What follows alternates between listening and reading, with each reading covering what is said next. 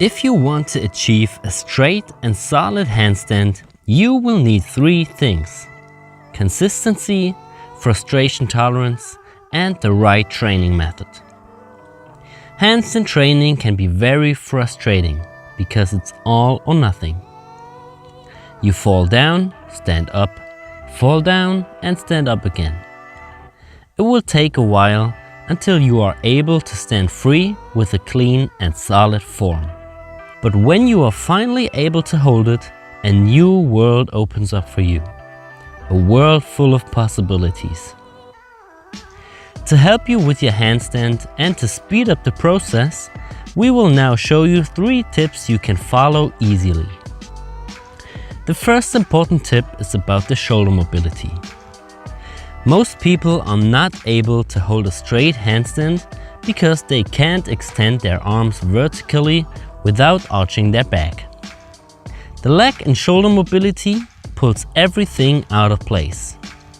The body tries to find its center of gravity and compensates the lack of mobility with an arched back and legs to stay in balance.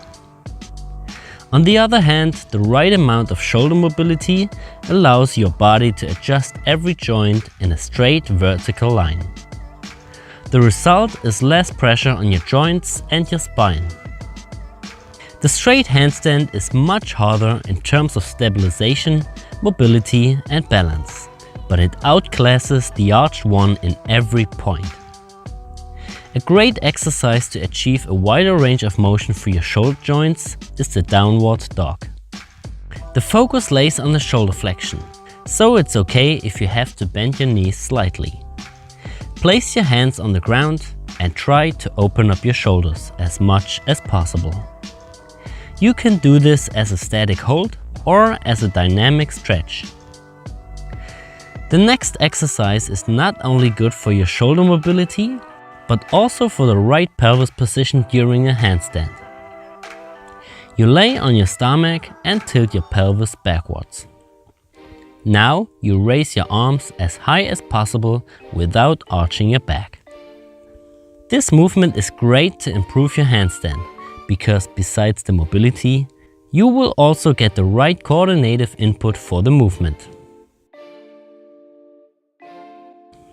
The next tip is about the balance and strength. To learn a correct handstand, you should first practice it on a wall.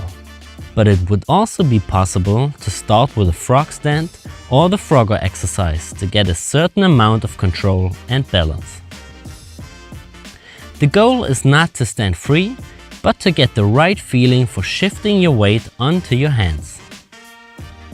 You can start with a little weight shift and progress over time to a kick up into a tucked handstand.